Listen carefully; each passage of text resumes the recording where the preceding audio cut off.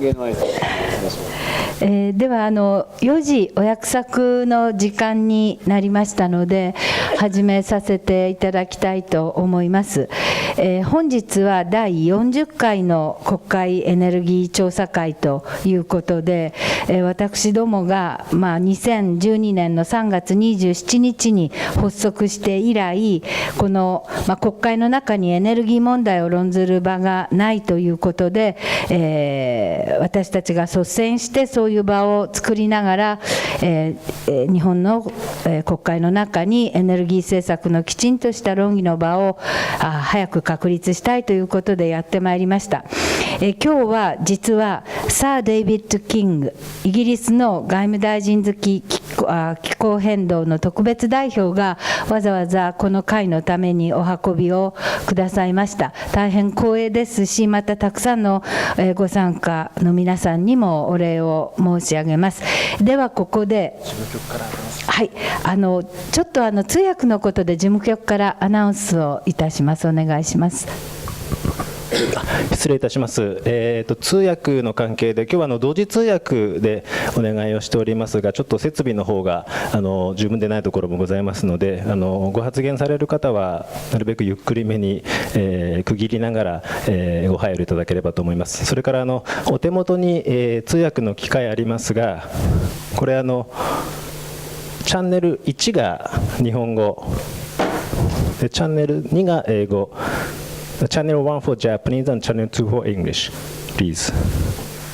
ということでよろしくお願いします。それからお借りしている機材なので紛失をすると大変に困ってしまいますので、お帰りの際は受付の方に必ずお戻しいただけますようによろしくお願いを申し上げます。以上です。はい。では冒頭、主催者の代表挨拶として河野太郎共同代表からお願い申し上げます。マイクははい。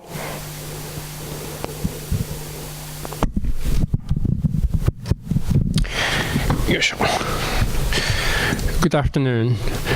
We are very honored to have Sir David King, the Foreign Secretary's Special Representative for Climate Change from United Kingdom. We had a breakfast at the British Ambassador's residence this morning, and we had a very fruitful discussion. And we are happy to and honored to have Sir David King speaking to this. I don't know how to translate the 国会エネルギー調査会, but we are very happy to do this. We are very impressed that the United Kingdom actually has some climate change representative in each embassy. I heard, if I'm not mistaken, you have 22 representative in Chinese embassy in Beijing for climate change, and we are very impressed for that. We have been talking about nuclear energy policy all along, but we also need to talk about and not just talk about, but to tackle the climate change issues. And in Japan, it is like either nuclear or climate change, and I don't think it's right. I think it's both nuclear issue and the climate change issue. And we'd like to hear what United Kingdom is trying to do about climate change and where the nuclear and the renewable energy fit in the UK strategies. So we are happy to have Sir David King and Mr. Oppenheim and other representative from the British Embassy. Thank you very much. では引き続きまして同じく共同代表の近藤昭一代表からお願いします。近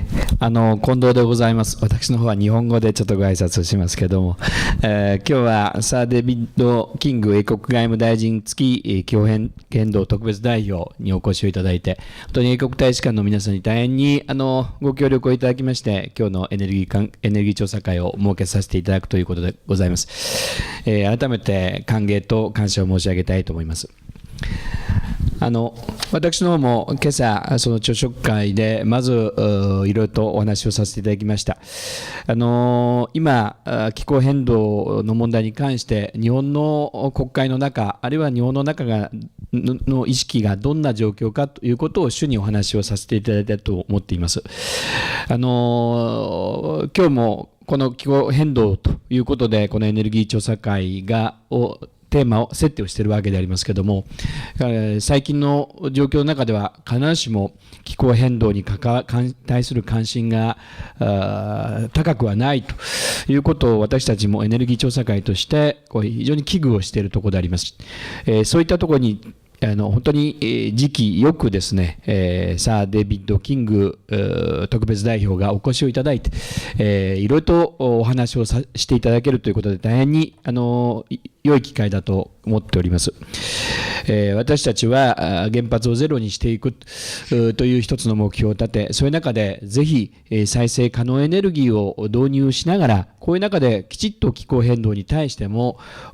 実現をし、気候変動に対しても考えを及ぼし、そしてまた気候変動に対する対応をしっかりをしてい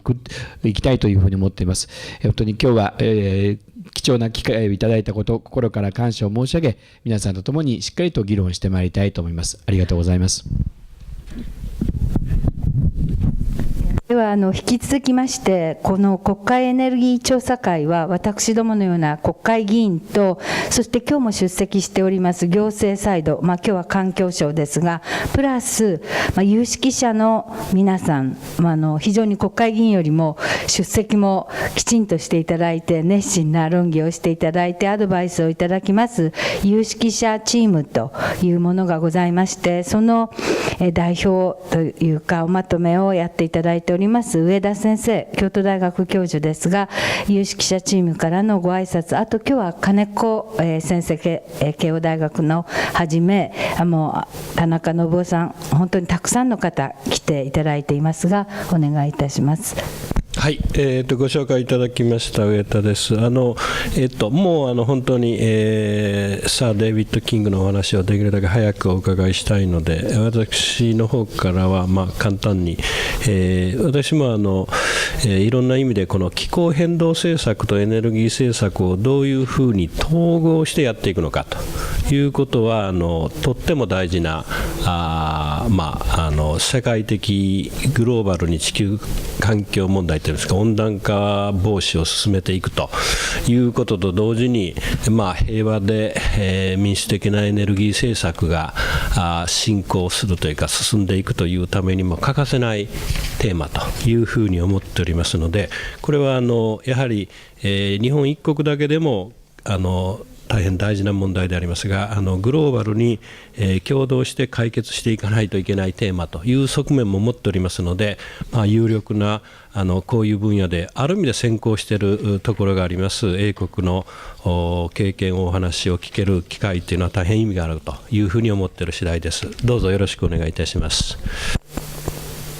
では引き続きまして、今回のこの場を提供というか実現してくださいました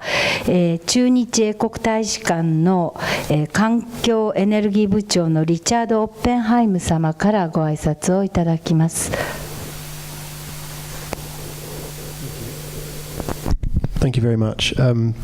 Just to say, I'm delighted to see so many friends with us here today and taking part in the symposium. I'm Richard Oppenheim. I'm the head of the Climate Change and Energy team in the British Embassy, and I'm very grateful, particularly to Abe Sensei, but to the whole Zero Nuclear Group for organising this event. I think it's really good timing for us to be discussing climate change and what this means so soon after the release of the Intergovernmental Panel on Climate Change's report about the global impact of climate change on the 31st of March in Yokohama. As you're already aware, the science is very clear. We're already seeing the effects of climate change on all continents and across the oceans, and no one on the planet will escape the impacts, which we know with a 2-degree rise in temperature will be huge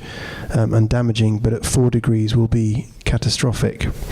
Most of the studies assume we succeed in limiting climate change to 2 degrees when the effects are still bad. But what if we don't? Shouldn't we be thinking about climate change as an exercise in risk management rather than a cost-benefit exercise? Insurance companies use a calculation to decide their tolerance, which is 1 in 200, for events which could lead to total financial ruin. If the planet were an insurance company, we would already be in crisis mode. We've already passed that 1 in 200 chance threshold for catastrophic climate change at a level where most of the planet becomes uninhabitable. That doesn't mean that all is lost, but it does mean that we need to act quickly to reduce the risk that the worst happens and the impact of the climate change that we're already experiencing.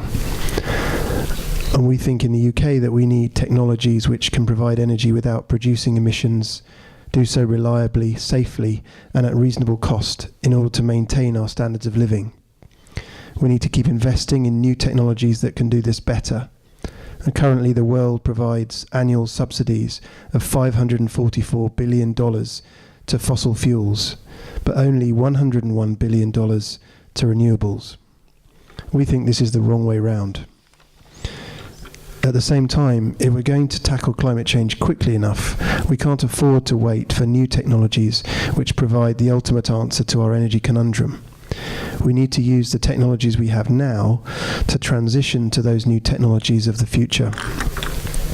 We believe that climate change is a threat we all have to tackle together, and our government believes that climate change is probably the greatest risk we face. Recently, US Secretary John Kerry likened climate change to a weapon of mass destruction. In the UK, our focus is to avoid reliance on any single form of energy generation and try to move away from reliance on fossil fuels, both to decarbonise and provide energy security. So I'm delighted to introduce to all of you Sir David King, the Foreign Secretary's Special Representative for Climate Change, visiting Tokyo from London, who will be sharing some of his experience and expertise with you and thoughts on this important topic. Many of you know Sir David from his time as the UK government's Chief Scientific Advisor between 2000 and 2007. He was appointed as Special Representative by the Foreign Secretary in September last year, and since then has played a central role in contributing to UK climate change objectives, working closely across UK government departments and the overseas network to which we belong. He arrived in Tokyo yesterday and has and will be meeting with Japanese colleagues from government, business and experts to discuss how our countries can work together to tackle climate change more effectively as part of the global efforts required to meet our international 2-degree challenge. So I'm looking forward to insightful and fruitful discussions today of how we can work together. Thank you very much. ありがとうございます。では引き続いてサー・デイビッド・キング、さんのお話に移りますが、いつもこの原発ゼロの会に熱心にご出席の前総理の菅直人総理もお越しでございますので、ご紹介だけさせていただいて、あとまたディスカッションの折にはきっとご参加いただけると思います。ではまずお話を、デイビッド・キングさんの方からお願いをいたします。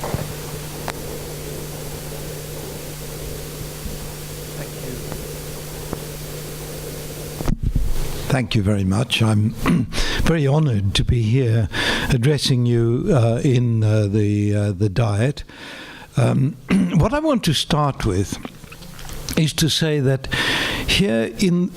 the 21st century, we have a set of challenges that are qualitatively different from the challenges we so successfully faced in the 20th century. Qualitatively different, meaning that we have to find a set of new solutions. I'm going to suggest that the mode of operation that we developed in the 20th century is not fit for purpose in the 21st century. Now that sounds like quite a big statement, and I'm going to justify it by talking about this nexus of climate change together with energy, food and water security. Now, I think the critical factor is the demographic trend that has happened largely as a result of our successes in the 20th century. We began that last century with 1.5 billion people on the planet, and through our successes from science, engineering, medicine, technology, economics, all of those successes delivered into societies around the world meant that our human well-being was massively improved. Life expectancy for those of us who are in the middle classes has risen from 40 to 80 over that period of time, and that in itself is a measure of success.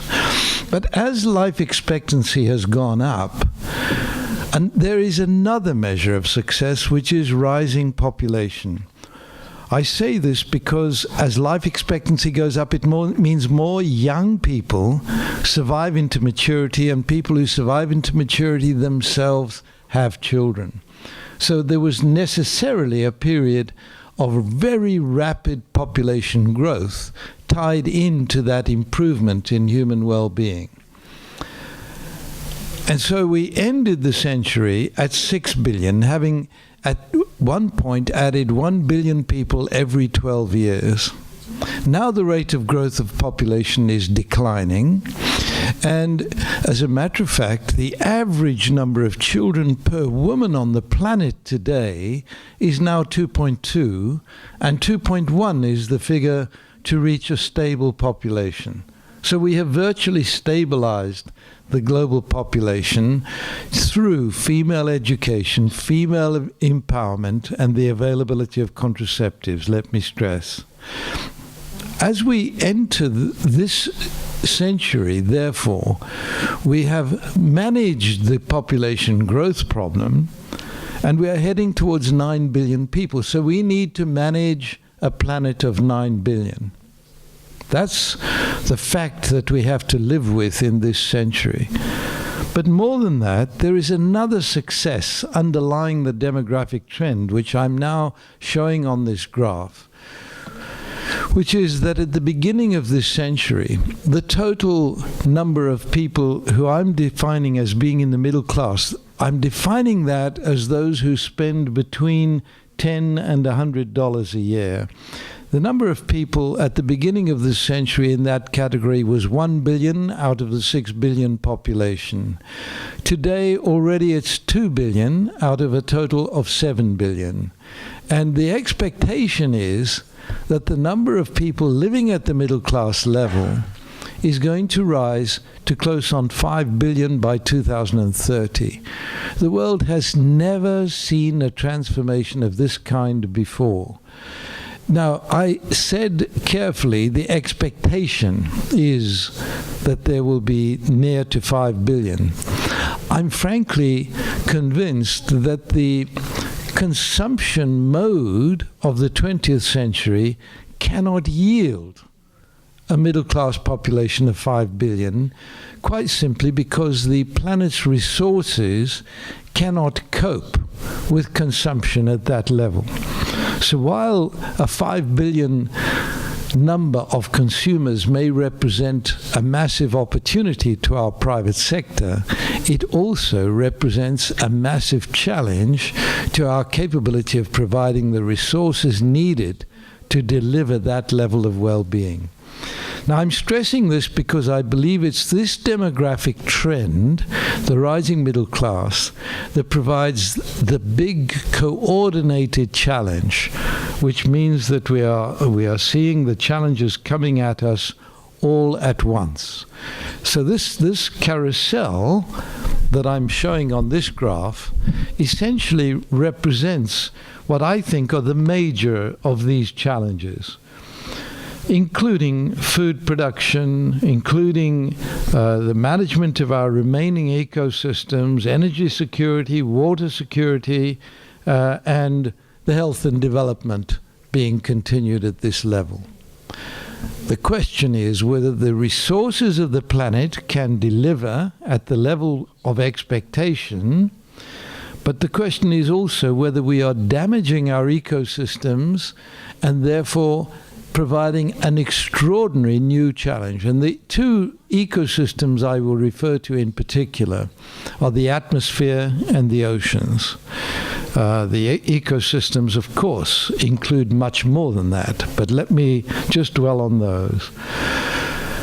Now, the big challenge represented by this is that these challenges are not only coming together, driven by demographics, but that the challenges overlap with each other. So, for example, food production requires energy. It's not just the energy in planting and harvesting and growing the animals, it's also the energy of transport to the urban centers where most of the food is consumed. So food and energy are correlated. Food and water are correlated. If we need more food production, we need more fresh water. But we are rapidly discovering that at the present rate of consumption, we are already pushing levels of fresh water consumption. You could say, but we can convert ocean water, seawater, into fresh water. The technology is there. But the technology for that is a very energy-intensive process. Desalination is energy-intensive. So in other words, we shift from water resource over again to energy resource. Every time we create water from desalination, we are utilizing energy at a large level to produce that. If you look, for example, at South Australia, that is a part of the world that is suffering from water scarcity, not only because of the increased population demand, but because the climate in South Australia is already changing. They've had 14 years of successive droughts compared with the previous period in southern Australia, which means that this is no longer an area which can sustain farming at any sustainable level. So food production from South Australia has now been very substantially reduced. But even the water required for the urban development in South Australia, the living in the urban societies, the cities such as Melbourne and the towns and villages need water. And so water production can be managed by desalination from ocean water. And Australia has a plentiful supply of coal. So there's a tendency to burn coal to make fresh water. But when you burn coal, you produce carbon dioxide. Carbon dioxide causes global warming, so we're going across my carousel to climate change. And it's climate change that's causing desertification in South Australia. So you are making the problem that you're trying to deal with worse by the solution that emerges. In the Middle East, there is a massive subsidy for oil,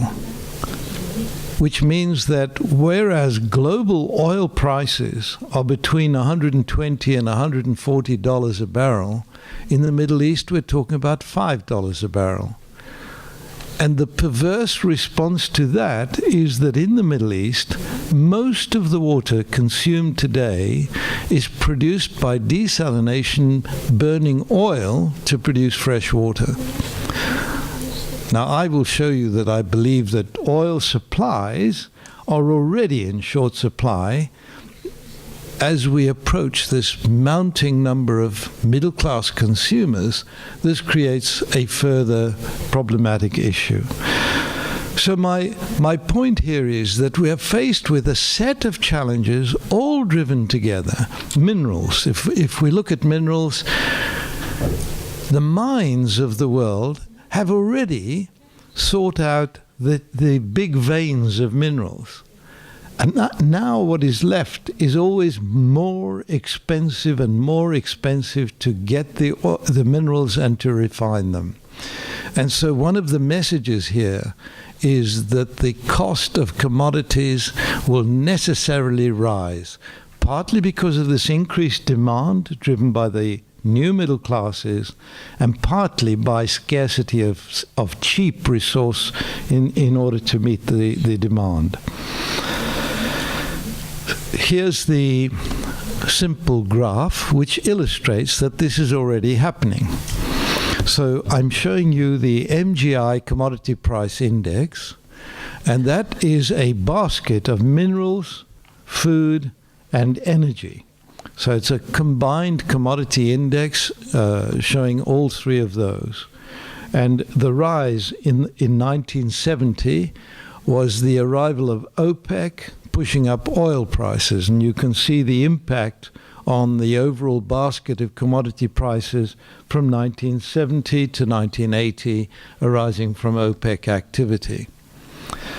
But more recently, you'll see that there's been a much more significant rise in this basket of commodity prices. And in fact, the commodity prices today are something like 2.5 times as high as they were in the 1990s. A 2.5-fold increase in commodity prices is a big challenge to those rising middle classes. So when I look at the Arab Spring, I'm going to suggest to you that one of the drivers for dissatisfaction in those countries was the sudden rise in food prices and oil prices, but especially food prices, that meant that the new arrivals into the middle class were finding that they could not live as they expected to when they look around the rest of the world, because they were finding it difficult just to afford the food that they needed to live. If you look at the demonstrations that first appeared in Tahrir Square in Cairo, you will see those people sitting in very ordered rows. These were graduates, very largely graduates, the new middle class emerging, who were dissatisfied with what they felt they could achieve. Let me just dwell on one commodity which is absolutely central to our way of life, and that is oil. So here I'm showing you a graph from a paper my group published back in 2012. It was actually a significant surprise to us when we plotted this graph. We're simply taking Brent crude prices on the vertical scale plotted against crude oil production. And on the left-hand side, crude oil production is at about 64 million barrels a day when the price of oil was $15 a barrel. It's almost impossible to recall that as recently as 1998, the price of oil was only $15 a barrel. All of this is in real terms. As oil production to meet demand increased to 74 million barrels a day, the price increased to $40 a barrel. And that's what the economists would describe as elastic supply-demand behavior. But look at what happened as oil production was increased to meet demand up to 75 million barrels a day. We see that the oil production has hit an effective wall, and the price has gone up from 40 to close to $140 a barrel. And the price is now quite unstable, but it's in this region of $90 to $120, $130 that the price is now stabilizing. Now I want to tell you that what I'm showing you is the price of crude oil. And at that turning point there, labeled as a transition point, I can now give you dates. That date is 2005. All of the black data points are from 2006 onwards, and the blue data points are between 1998 and 2005. In 2005, crude oil production hit a wall at 75 million barrels a day. Demand for oil today is at about 92 million barrels a day. So the difference between crude oil production and the demand of 92 has to be met from sources other than crude oil. And this is why the oil companies from 2005 onwards have been spending vastly greater sums of money in oil recovery from non-crude oil sources, such as tar sands, such as 2 miles down in the Gulf of Mexico. And they will continue to mine oil to meet demand from these much more demanding situations, but this means the price has to be high to recover the oil companies' increased costs. So what I'm suggesting from this is that since crude oil, the cheap oil that comes shooting out of the ground when you drill a hole through the granite that is keeping it in the ground, since crude oil production has now hit a wall, it can only go down, it cannot increase,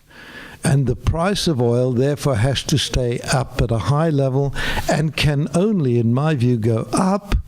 as demand continues to increase. Now this is all in real terms. Food production faces the same issue. Mineral production faces the same issue. Once again, demand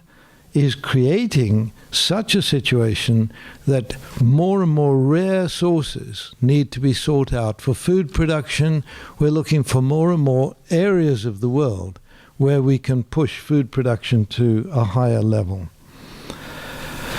But there's another trend which we need to face up to as a growing middle class, and that is our use of resources is changing.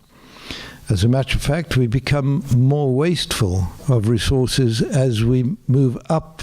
the chain of middle-class behavior. So in particular, if you look at food consumption compared with 1960 here, where we have normalized this curve, you'll see that the meat consumption takes off dramatically compared with other forms of food. So the important point I'm making here is that because consumption shifts upwards in terms of the food chain, it also becomes much more demanding. So the water cost of producing a kilogram of beef is at roughly 12 to 14,000 liters of fresh water. So when beef consumption goes up, it means that we are creating more and more demand on fresh water. If I can just dwell on that for a moment, if you take the state of Mato Grosso in Brazil, the beef farmers there used to simply take out more of the tropical forest to let their cattle roam as the demand for beef from Brazil went up. And this meant continued loss of those tropical forests. Brazil now is bringing that under control. But it's our demand for more beef that is creating this situation where we're losing tropical forests. The average number of animals in Mato Grosso per hectare is 1. 1 animal per hectare is a very inefficient way of producing food for us, and we cannot continue in this way, is what I'm suggesting. Now I come to climate change. I'm simply showing on this graph the data collected from very different sources for sea level rise in blue and in red for air temperature rise over the past period since 1860. And we see this continuous rise in sea level, no slowing down at all. If anything, the rise in sea level is now speeding up. It used to be 2 millimeters a year. We're now rising to 3 millimeters a year. And as that proceeds, first of all, let me say, sea level is rising in up to the last 10 years due to the increased temperature of the ocean, and of course as the water is heated, it expands. And so this sea level rise is simply a temperature measurement. It's the operation of a thermometer. it's a very good temperature indicator. And the temperature has risen already by 0.8 of a degree centigrade, and you can see the trends are all upwards, and we cannot imagine that this will slow down as long as we continue removing forests and continue using fossil fuels. And that's a very severe message for our future. One of the disturbing measurements in terms of the oceans is the acidification of the oceans that is occurring. As the carbon dioxide levels in the atmosphere increase, in the pre-industrial period, the atmosphere had 270 parts per million, and we have seen the level just approaching 400 parts per million today. As the atmosphere contains more carbon dioxide, it means there's more carbon dioxide absorbed also in the ocean, and that forms carbonic acid, and we can see the acidification in the green curve here, indicating the average measurements across the oceans of the world. We are acidifying the oceans with massive consequences, potential consequences, for the initial state of food production, for small fish, for birds that feed off the ocean, and so on. So there are real challenges, not only associated with global warming, but also with the state of the oceans as we move forward. The recent Intergovernmental Panel on Climate Change report, which is, I believe, the most extensive study of any area of science yet conducted. It's a heroic review. The first part of the review reviewed 7,000 papers. The second part of the review reviewed 10,000 papers. So we're talking about an extraordinary piece of work by 1,000+ scientists around the world. This graph I'm showing here, to me, is the single most important new product from their review process. What it's showing in the vertical axis is the temperature rise since the beginning of the Industrial Revolution, and along the horizontal scale is showing the increased carbon dioxide in the atmosphere.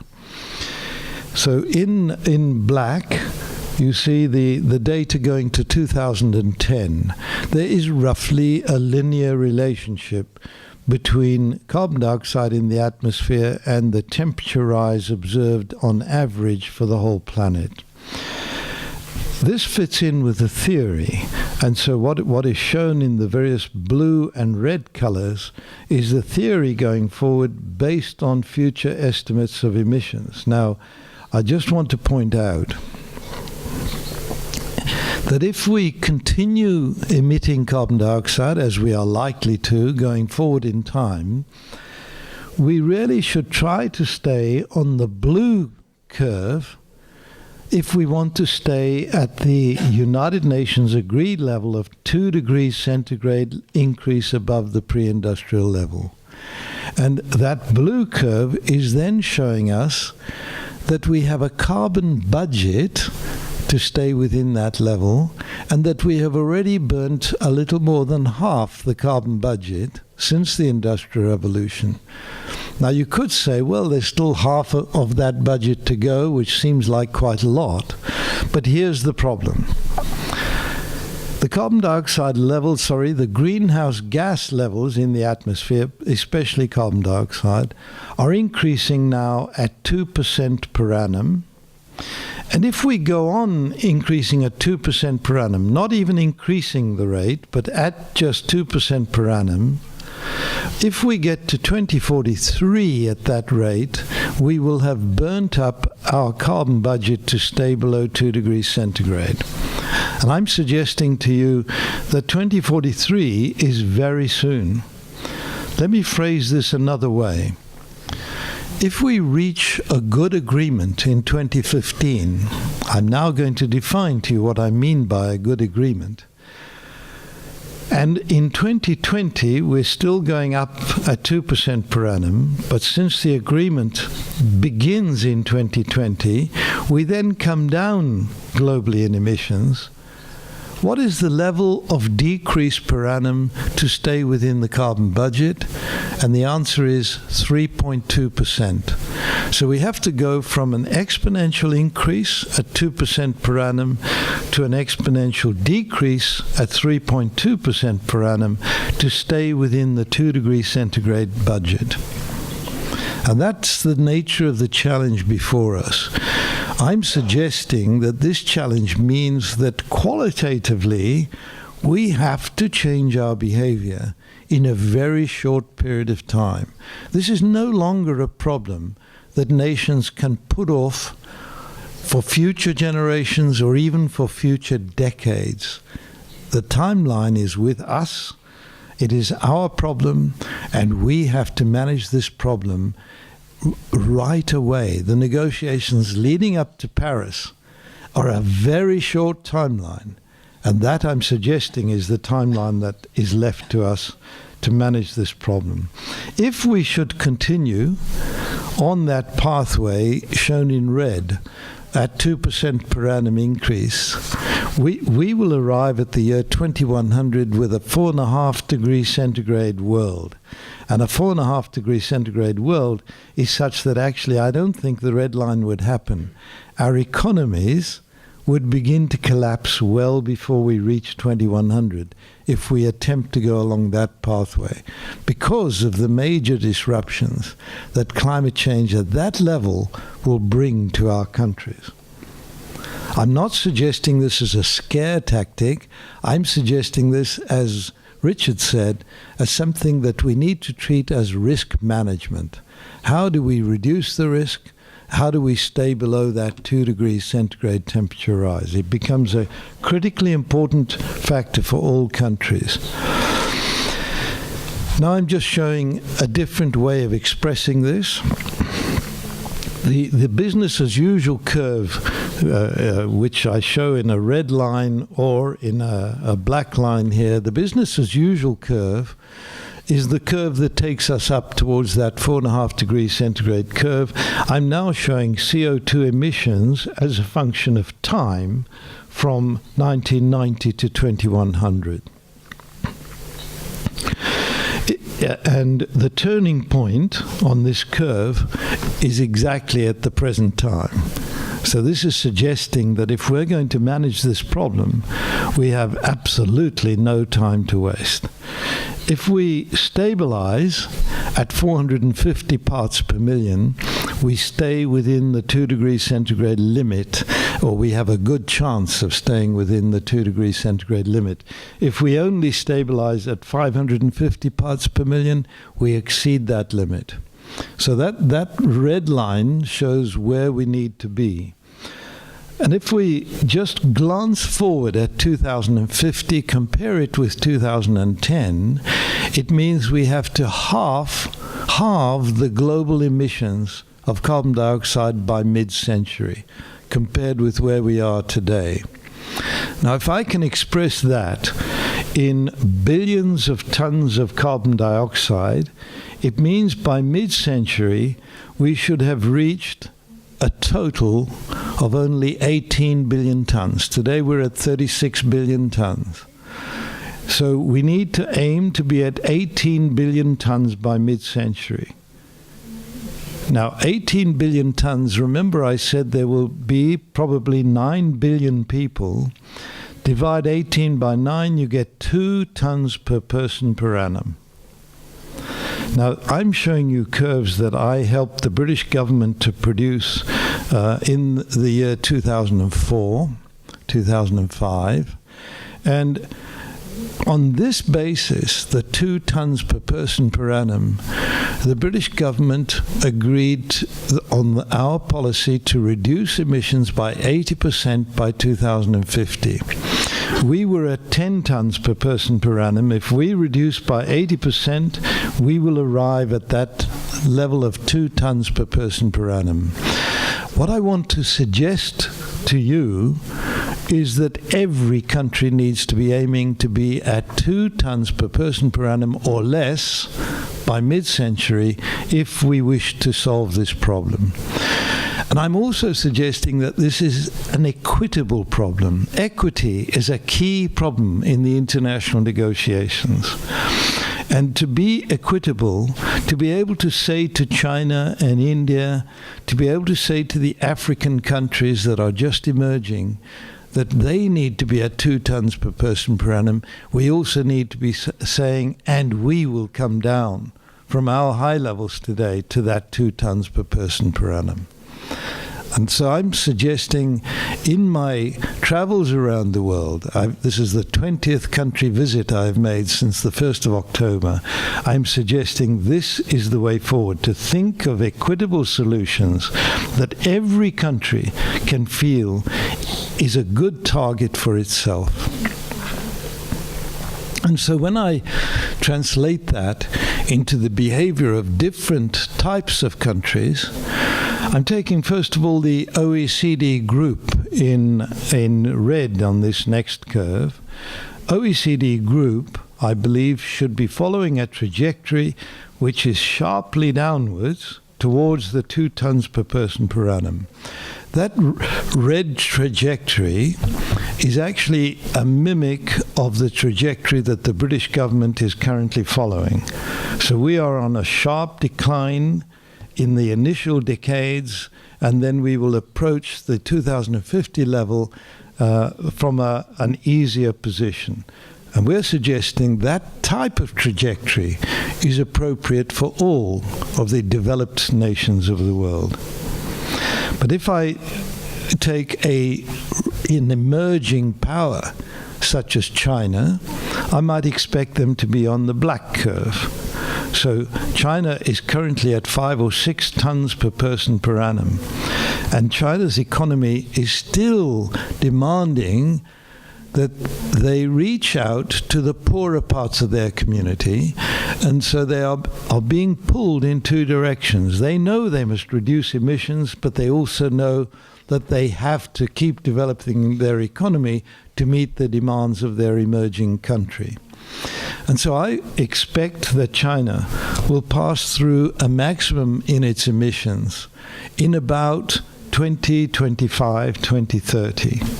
But then China's policy, I believe, and I'm quoting you from Minister Xian, the Minister for the Environment, China's policy after the maximum is to come down much closer to 0 in 2050. That is their intention.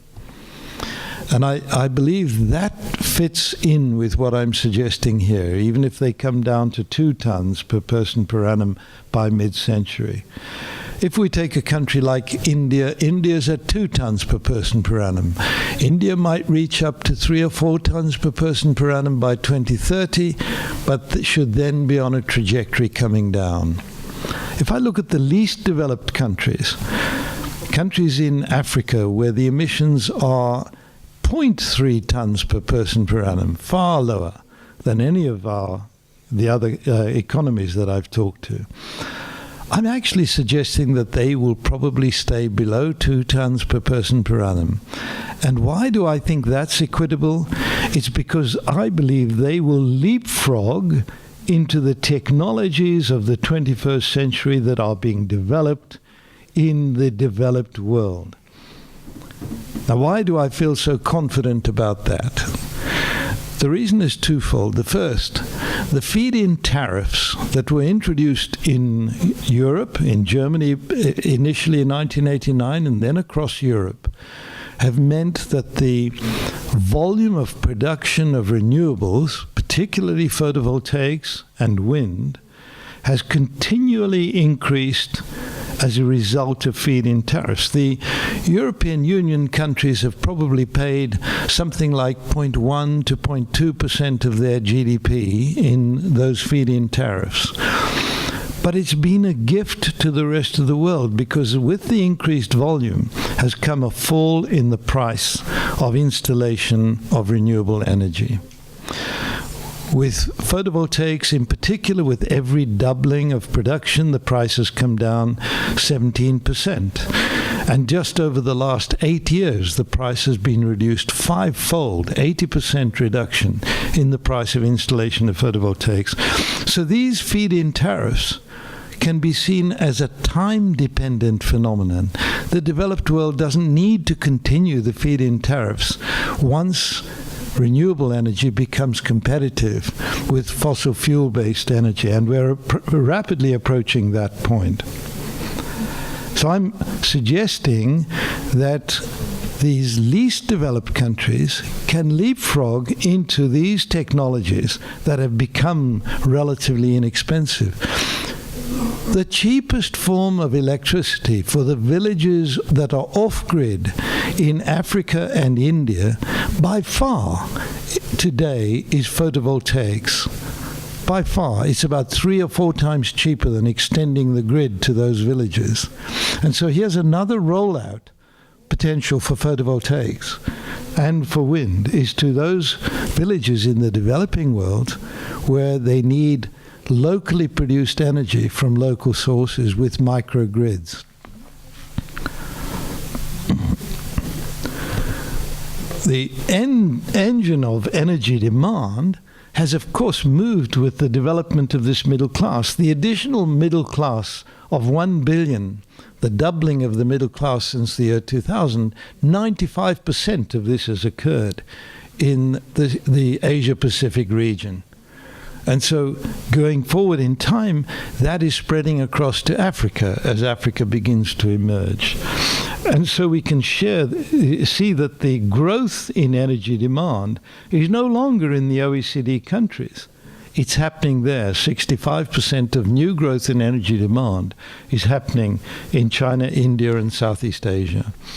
The Middle East is contributing, Africa, Latin America, Eurasia, but there's where the major demand is of this century. And I'm grateful to the International Energy Agency for the figures I'm showing you. If we then look at the question of negotiations and the demand on reduction, you'll see that the old division between OECD countries and non-OECD countries, which in negotiating terms has come to be known as the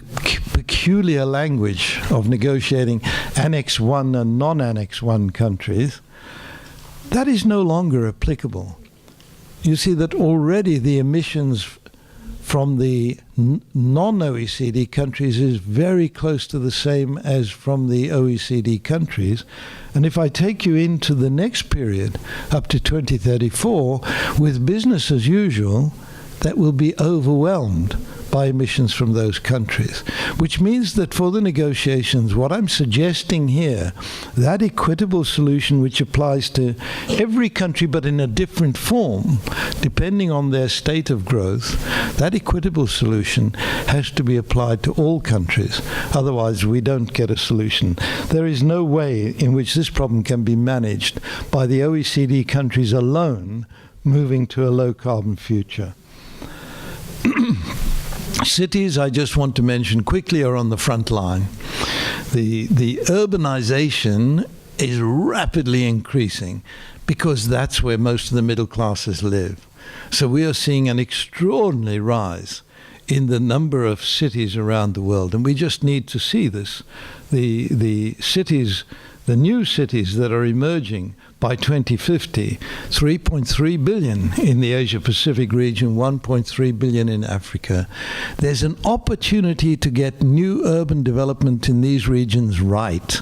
an opportunity to get the urban development that happens there in a sustainable, low-carbon way from the beginning. Because if we don't get that from the beginning, these cities may develop into unsustainable cities of the future. And this has to be a focus of attention. So 95% of the increasing urban population will be in these developing areas of the world. Now, I was asked to comment on UK policy. In 2008, we had all-party agreement on a Climate Change Act of Parliament, and in that act we committed future governments, because this was an act of Parliament which is binding on future governments, because it had all-party agreement, We enabled an act of Parliament. 80% reduction by 2050 is written into our Parliamentary Act. It can only be undone by a two-thirds majority.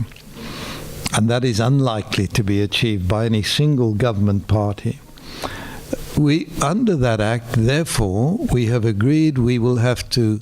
defossilize the grid, stop using fossil fuels or carbon capture and store the carbon dioxide produced from the use of fossil fuels. We will have to transfer the surface transport sector onto the grid as well. So we see the electrification of the ground transport system as an essential part of our overall policy going forward. Now, in order to achieve this,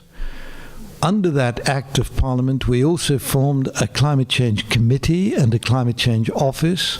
The Climate Change Committee sets carbon budgets into the future for the United Kingdom on a 4-yearly basis and reviews the progress of governments in achieving those carbon budgets. I just want to stress to you that it was the private sector that pressed for these carbon budgets. The private sector wants certainty into the future that their investments in low carbon future will pay off. Their investments in large infrastructure in particular that has a long lifetime, that those investments will pay off into the future. We have carbon budgets set for Britain now to 2028. The carbon budgets are achieved in a painstaking process. The Climate Change Office is 30 people working full-time on this, and that process involves discussions with government, with the private sector, with NGOs, and they emerge with these carbon budgets, and that is roughly taking us on that line down. It means I can tell you that by 2028, we will be reducing our emissions compared with 1990 by about 45%. Right? That's the carbon budget set for Parliament by Parliament in 2028. The budget is now being developed for 2032, and they will continue that budget going forward in time. As a result of this, we are properly focused on the infrastructure development needed to produce an energy system that meets that demand. So let me say this at once. If we did not switch the ground transport system onto the electricity grid, but if we do continue to have improvements in energy efficiency gains in the built environment, we would reduce electricity demand from 85-90 gigawatts to something like 60 gigawatts. But as soon as you transfer the ground transport system onto the grid, that increases from 60 up to 120 gigawatts, as shown in the right-hand side here. Now, all of this is being planned using our 2050 calculator,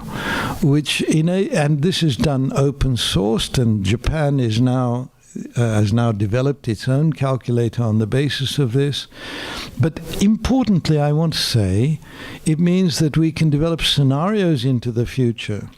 Actually, 2,000 scenarios have been submitted by the British public to the British government based on this computer program. You can choose your scenario, whether you want high nuclear, zero nuclear, carbon capture and storage. You can choose your scenario. Importantly, the government wants to reach this commitment with the least cost to the public purse. And so we can play these scenarios against cost analyses of each of these scenarios going forward in time.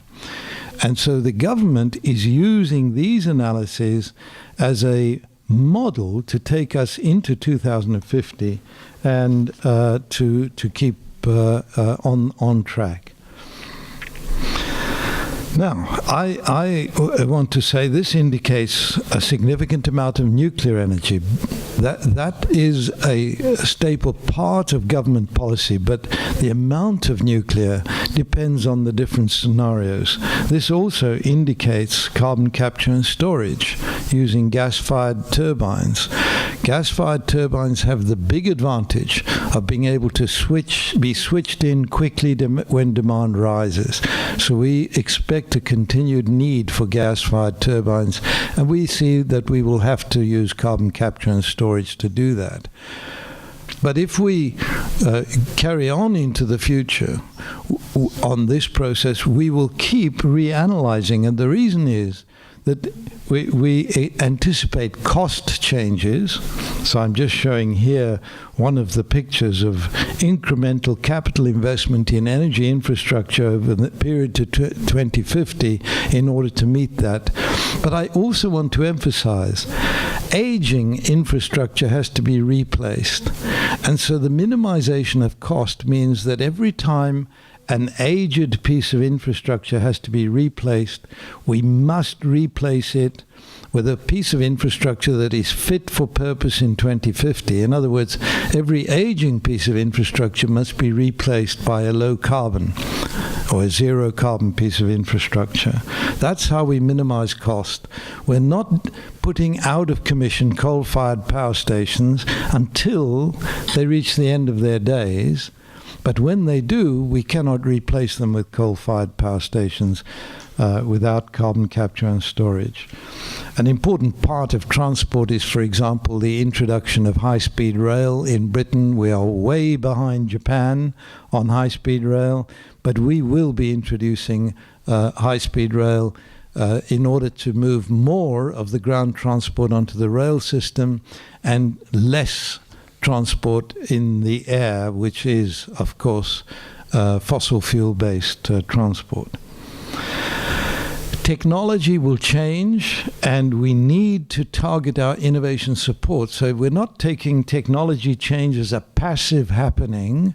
We're saying that we, the government, need to be involved in pushing technological change in the direction that assists the government's need to reduce emissions. So we are investing heavily in those areas of technology which we think will create the innovation that is needed to achieve our objectives. And if I can just highlight one critically important area of technology. Solar energy and wind is already, as I've said, reaching parity with other forms of energy for installation. But these are intermittent forms of energy. If the world is going to see a massive rollout of renewable energy, we also need a massive rollout of energy storage technology on a large scale. And a group of us in the UK, Richard Layard and myself are the steering group of this, have been pursuing the idea of an international commission to focus a heavy investment in R&D into energy storage and those other areas of technology that are blockers to the rollout of renewable energy as the baseload energy for most countries of the world. This is being picked up now by the British government, and we're hoping to put it to the United Nations meeting called by the General Secretary in September of heads of states, and we're putting it under the heading of a new Apollo program. Given the magnitude of the challenge to the world to defossilize our economies, it seems to us appropriate that a far larger budget needs to be created to see that we reach the point where everywhere in the world the cheapest form of energy production on baseload levels is from renewable energy. And energy storage, as I say, is one of the blockers to that process. Feed-in tariffs have not enabled energy storage on large scale to come through into the marketplace. So we think it needs a big global push to achieve that. Of course, there's plastic photovoltaics emerging as well. We need to continue to work on photovoltaics and wind power to see that we can improve the technologies and continue to bring prices down. I want to emphasize that waste piles like this need to be eliminated. This is a plastic pile in Manila. These waste towers just represent the linear economy of the 20th century that we have to abandon and head towards a circular economy of the 21st century. The only appropriate economy for this century is one in which we eliminate waste. Every manufactured good, in my view, that goes into the marketplace needs to be designed to be refined, remanufactured when it reaches the end of its period of usefulness and returned to the marketplace. And that, to me, is the only way we can manage the challenges. I'm showing you here a car that is made entirely from plastic bottles. This is the first car produced on the circular economy idea. If this car reaches the end of its days, if it's in an accident or becomes old, you simply pour it back into the beginning of the manufacturing process, and 5.5 minutes later, a new car emerges. I'm pleased to tell this audience that although it's a British design, Gordon Murray Designs Limited produced it, the first production rollout is going to be from Yamaha. They have agreed to license this, and they demonstrated this car in the Tokyo Motor Show this year. I'm suggesting that air travel for freight especially may come back to the hybrid airship. So why the airship? Because we can lift very heavy weights without consuming fuel. So I think that there is a new life for airships going forward. Once again, we just need to think again about how we use energy and how we can minimize energy's usage. I think at this stage, I just want to leave you with the notion that as we move forward into this future of the 21st century, we need to future-proof our ideas. We need to future-proof our industries. We need to think forward into the new challenges of the 21st century. Thank you very much for listening. はい、ありがとうございます。では引き続いて司会を上田先生に代わって環境省並びに有識者の皆さんのコメントをいただきたいと思います。はい、それでは早速ですが、日本政府の取り組みについてということで、環境省の方からご説明をお願いします。環境省地球環境局低炭素社会推進室室長、よろしくお願いいたします。それではご説明につきましては、こちらの横長の資料について基づきましてご説明を申し上げます。お開きいただきまして、まず地球温暖化の科学的知見ということで、先日取りまとめを行われました IPCC の内容についてまとめております。2ページ目にその概要が書いておりますけれども、組織のところでは第1、第2、第3作業部会というふうに分かれておりまして、科学的根拠、温暖化の影響、そして緩和策というものを取りまとめるワーキンググループが行われ、今回第5次の評価報告書をまとめたというもので、昨年9月に始まりまして、今年の3月の横浜、そして4月ドイツ、この3つのワーキンググループが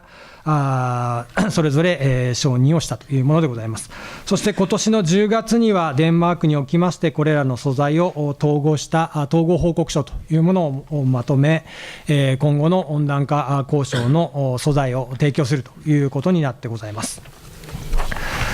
それぞれのワーキンググループにおきまして取りまとめられたものの内容を4ページ目以降に記載しております。まず第1作業部会、科学的根拠につきまして、の内容でございますが、上のブルーのところでございますけれども、観測事実を取りまとめたということで、この中では気象システムの温暖化については疑う余地がないという断言をすること、またこの130年間において、世界平均気温は 0.85 度上昇したということなどが取りまとめられております。また、この温暖化の要因につきましては、赤い網掛けの部分でございますが、人間活動によって、それが支配的な原因であったということが述べられているというもの、また将来の予測に関しましては、4つの将来シナリオを用いて予測をしているというところでありますが、可能な限り温暖化対策を行うというシナリオにおきましても、温暖化の気温の上昇は 0.3 度から 1.7 度、また海面上昇も最大で 0.55 メートルにある、また非常に高い排出を続けてしまうシナリオにおきましては、それを上回る気温の上昇になるというものが取りまとめられたということでございます。続く第2作業部会でありますが、6ページ目でございます。こちらは温暖化による影響がどのようなものなのかというものでありますが、括弧1のところで、ここ数十年、すべての大陸と海洋において気候変動による自然、対するもの、また人間システムへの影響が現れているということで、過去まとめられたものよりも断定的な書き方になっているというところがポイントでございます。また先ほどシナリオのところで、気温上昇いくつかのパターンがあるというものでございますけれども、温度の上がり方によりまして、リスクが変わってくるというもので、1度上昇におきましても熱波、極端な降水が見られるなどのリスクがある。また2度の上昇になってまいりますと、北極海の氷、またサンゴ礁などこういったところへの影響が見られてくる。3度の上昇だと大規模かつ不可逆的な氷床の喪失も見られるというような影響が謳われております。でさらに、7ページ目でございますけれども、8つの主要なリスクがあるというところが掲げられておりまして、海面の上昇から始まりまして、洪水による被害、また熱波による人への影響、干ばつ等による食料安全保障などのリスクが具体的に取りまとめられたというものでございます。また第3作業部会におきましては、これ排出をどのように抑えていくのかというものでありまして、9ページ目以降に第3作業部会の概要を取りまとめております。9ページ目の括弧1の部分でありますが、1750年から約260年間におきましては、約2兆トンの排出があったというものでありますけれども、その約半分はこの40年間に排出されたということで、排出量の増加が急だというところが取りまとめられておりますし、また今後の予測というところにおきましては、中ほどにありますけれども、2度に抑えていくというシナリオを実現するためには、温室効果ガスの排出量、これを2050年に2010年と比べまして40から 70% 削減、また2100年にはほぼゼロまたはマイナスにする必要があるというシナリオが書かれております。でこのような中身といたしましては、二酸化炭素をほとんど排出しないというエネルギー種のこの割合を非常に高めていく必要があるというところで、2050年までには現状の3倍から4倍近くにする必要があるというところが示されたところでございます。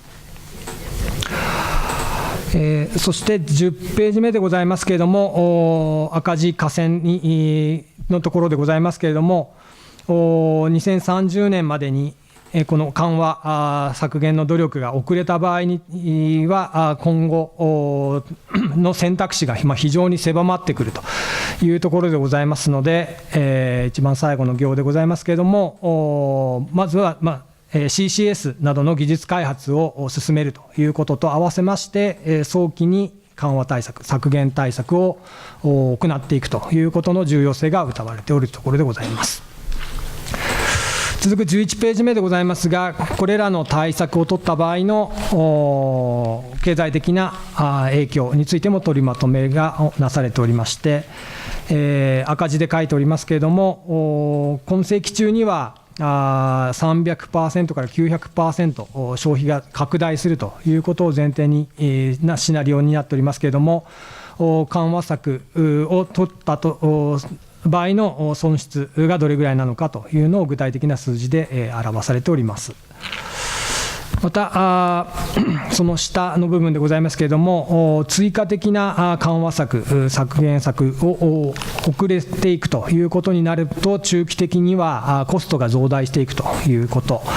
でさらに2ダシナリオを実現するということにおきましては、2100年までの間に CCS、原子力太陽光、あとバイオマスエネルギーなど、こういったものを導入していく必要があるわけでありますが、それぞれがもし使えなかった場合というものも想定をしておりますけれども、その場合にはより多くの削減をする必要があるということで、その削減緩和コストがどれぐらい増加するのかということが数値としても示されたというものでございます。あと12ページ目でございますけれども、これら低炭素なエネルギーにつきましてはどれぐらいの比率なのかということを電気の供給量で取りまとめておりますが、中ほどにありますように2050年までには約 80% 以上に増加する、また2100年に至りますと CCS がついていない火力発電所、これがほぼ完全に廃止されるということが必要であるということが謳われてございます。また IPCC のこのワーキンググループの3の取りまとめの中では、原子力エネルギー、こちらについては成熟した低 GHG 排出の電源ではあるものの、現状でいけばシェアが低下しているということ、また各種の障壁リスクが存在するということが謳われております。以上が IPCC のワーキンググループの取りまとめの内容でございます。14ページ目以降が国際的な状況を取りまとめたものでございます。15ページ目には各国の排出量がどのようなものになっているのかというところで、特に途上国の排出量の増加が著しいということが見て取れると思います。また16ページ目には1990年の排出と2010年の比較を出しておりますけれども、ここにおきましても中国をはじめといたします途上国での排出が増えているということが見て取れると思います。これらの状況も踏まえまして17ページ目でございますけれども、2015年の COP21 に向けた今後の議論の流れのポイントを記載しておりますが、来年に先立ちまして、今年ペルーにおいて COP20 が開催されまして、そこではどのような約束をするのかという枠組みの要素を議論して決定していくということで、さらに先立ちまして9月の23日には国連におきまして気象サミットというものが行われ、議論が本格化していくという流れになってございます。これら IPCC の中身、また国際的な流れを受けまして、どのような対策を行っているのかというのを19ページ目以降に取りまとめております。環境省といたしましては、この温暖化対策に加えまして、循環型の社会を作っていく、また自然と共生した社会を作っていくと、この3つのコンセプトを同時に達成していく社会が重要だというふうに考えておりまして、19ページ目にありますように、技術のイノベーション、さらに社会システム、ライフスタイルのイノベーションも必要だと思っておりますし、日本全体、さらに各地域ごとで活性化をしながら、これらの社会コンセプトを同時に達成していく社会を作りつつ、それら技術を世界に発信していくという、これら同時達成を目指しているというところでございます。そのツールといたしまして、20ページ目以降に具体的な中身を書いておりますが、20ページ目はこれらの社会を実現するための投資を呼び込むための仕組みが必要だということで、特に民間活力を引き出すための金融システムの確立にも着手しております。また21ページ目は具体的に地域の活性化につなげるような取り組みということで、防災拠点への再生可能エネルギーの導入など地域のアイディアを具現化するための仕組みを作っております。また22ページ目につきましては再エネを導入するという意味で、左端に書いておりますけれども、離島などを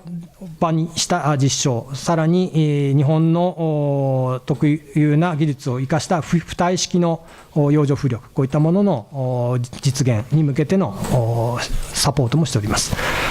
24ページ目がこれら技術を日本国内に普及するとともに世界に発信していくということで、リーディング&ローカーボンテクノロジー、エルテックジャパンというふうに題しまして、これらのリスト化を行うとともに、それらの導入支援、また世界への発信も行っているというところでございます。若干飛びますが、27ページ目でございます。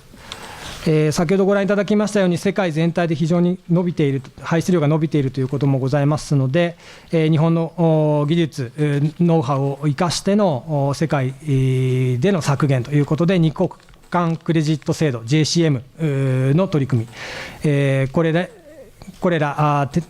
途上国などと手を組みながら削減していくという仕組みも始めております。で最後に、ここまでが削減の努力でございましたが、温暖化が進んでいくということがありますので、その影響に対してどのような対応をするのかということで、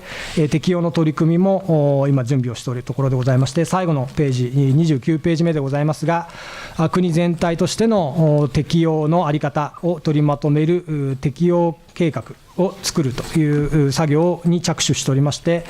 来年の夏ぐらいをめどに、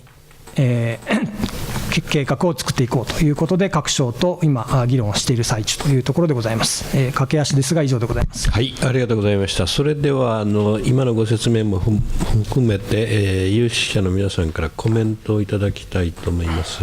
それでは最初、平田さんからお願いできますでしょう。サー・デイビッド・キング、貴重な視点を含みます、プレゼンテーションありがとうございました。また、コメントの機会をいただきありがとうございます。もう10年以上前になると思いますけれども、イギリスの、エネルギー白書を開くと、最初に我々が直面する最大の課題の一つが気候変動であると一番に書いてあるということに驚いたことがあります。もうかなり前からイギリスはこの気候変動の問題が、イギリスにとってまた世界にとって大変重要な課題であるという認識を持っていると認識しています。でこれに対して、今回先月、福島事故から3年経って改定されたエネルギー基本計画は、最初に作られた時から、今日まで、そのような認識で気候変動問題を捉えていないというふうには対比で感じております。日本の温室効果ガスの9割はエネルギー資源なんですけれども、やはりその認識のギャップというのを今日のプレゼンテーションをもっても感じさせられました。でまたこの場を借りて御礼を申し上げたいんですけれども、クライメートセキュリティというような言葉も使いまして、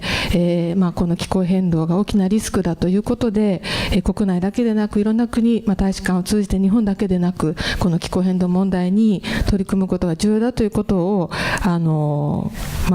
広め、国際交渉も含めてリードしていただいているということは非常に重要な役割、英国を果たしていると思いますので、引き続きそのような先導的な役割を果たしていただきたいというふうに思います。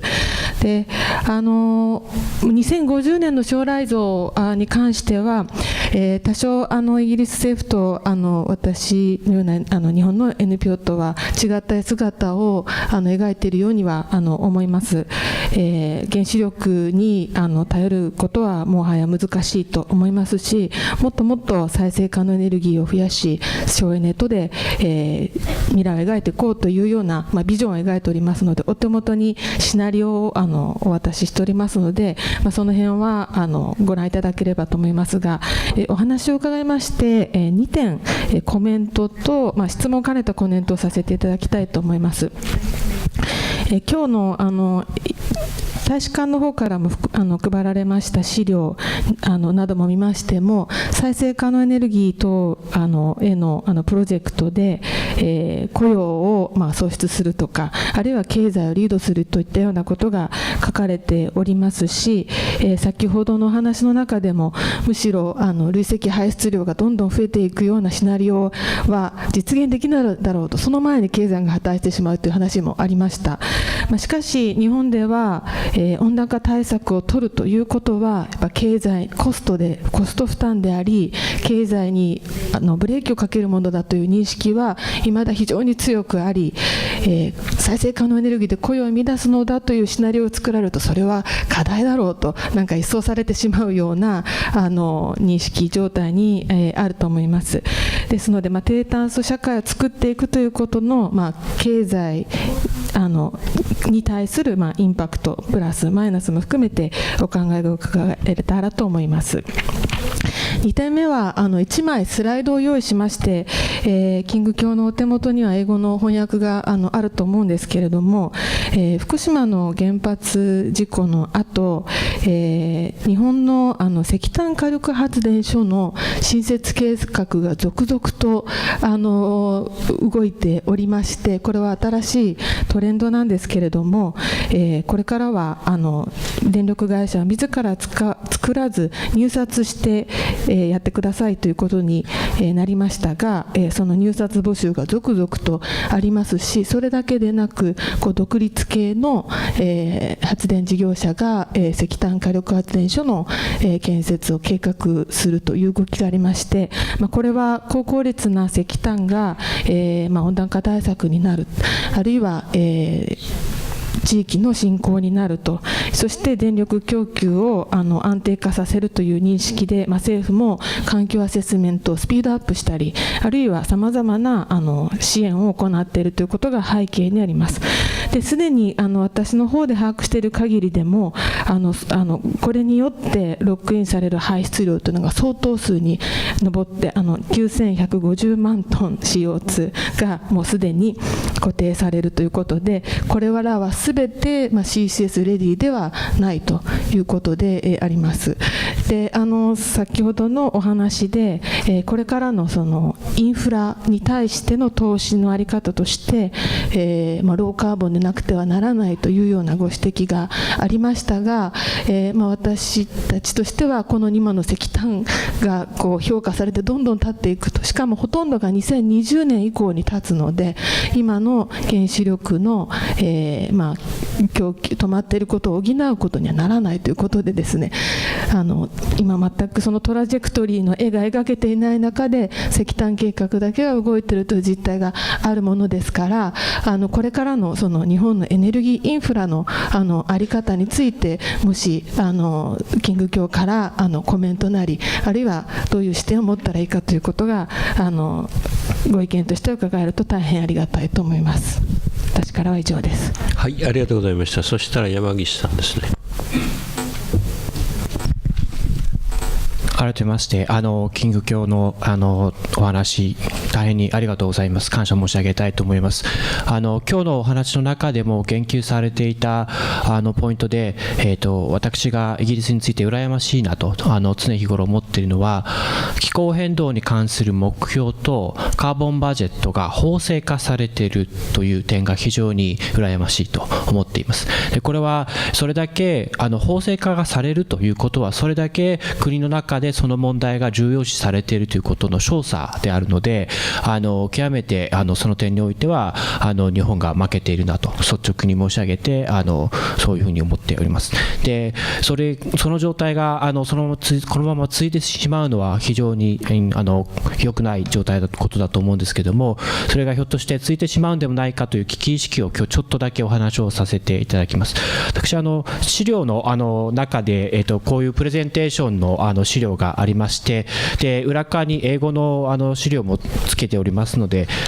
ご覧いただければと思います。先ほど、環環境省さんの説明にもありました通り、来年の3月、来年の第1四半期までに各国は2020年以降の目標について、提出するということになっています。つまり多くの国は2025年もしくは2030年をターゲットイヤーとした目標を出してくるだろうというふうに考えられています。2015年の3月におそらく2030年目標もしくは2025年目標を出すという状況になっているわけです。で、今日本の国内の状況を振り返っていますと、その2030年目標とか2025年目標に対する議論というのは少なくとも公式には一切行われていないという状況ですので、ここは非常に私としては危機意識を持っています。で、なんとなればその2030年に必要とされる削減目標は極めて厳しいものになることが予想されているからです。次の、スライドをご覧いただきたいんですけども、IPCC の第3次、評価報告書ではですね、2度未満に抑えるためには世界の排出量大体30ビリオントンか50ビリオントンに2030年時点で抑えなければいけないというふうな知見が示されています。そこには各地域がどれぐらいやるべきかということは書いてないんですけれども、 IPCC のその報告書に引用されている元の論文にたどっていきますと、いろんなイクイティに関する公平性に関する考え方を網羅した研究というのが紹介されていて、その中では先進国はだいたい90年比で2030年までに3割から7割ぐらい削減しなければいけないだろうという範囲が示されています。で、これが先進国全体で見た時の大体の削減の幅ということが少なくともこれまでの研究を総括したものからは言えるということができます。3割から7割ぐらいが先進国が2030年までに削減しなければいけない削減量ということができます。で、最後のスライドをちょっと見ていただきたいんですが、これは前の政権時に行われた日本国内でのエネルギーの議論の時に出てきた、3つの選択肢と呼ばれる選択肢、その選択肢は、原子力のシェアによって選択が分かれていたわけですけれども、選択肢のシェア選択肢の様子を示したものです。で、2030年のGHG 排出量、温室効果ガス排出量の欄を見ていただきますと、0シナリオからその25シナリオまでの範囲というのがすべて先ほど申し上げた先進国の3割という最低ラインにも届いていないことがお分かりいただけるかと思います。で、その時に想定されている、省エネ量、最終エネルギー消費量の削減量というのは大体2割ぐらいで、再生可能エネルギーの電力比率というのは3割ぐらいということでしたので、本来であればこれ以上の努力がないことにはおそらく国際的に必要とされているような、国際的に見て公平と言えるようなラインに日本の削減量が持っていくことが難しいということが言えると思います。なので、こうした国際的な状況も踏まえて、日本国内での2030年目標に向けての議論というものを進めていく必要があるというふうに思います。ありがとうございます。はい、それでは、小島さんの方からお願いできますか。はい。青山学院の小島です。温暖化交渉を離れてもう6年近くなるんですが、最近のトピック3点について、申し上げます。次お願いします。誰が動かしてかな。はい、まず日米共同声明です。次お願いします。日米共同声明のですね、これは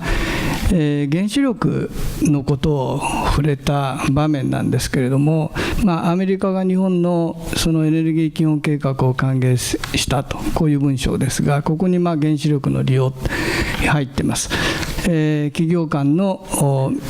促進協力や民生用の原子力の協力の進化によるものも含めて、日米両国やってるねと。で、問題はですね、次にこれらの取り組みがですね、グローバルな気候変動という喫緊の課題に対処するためのより幅広い取り組みの一環であると。原発とね、温暖化がこの日米共同声明では同じパラに書いてあるんですね。次お願いします。でもう一つはですね、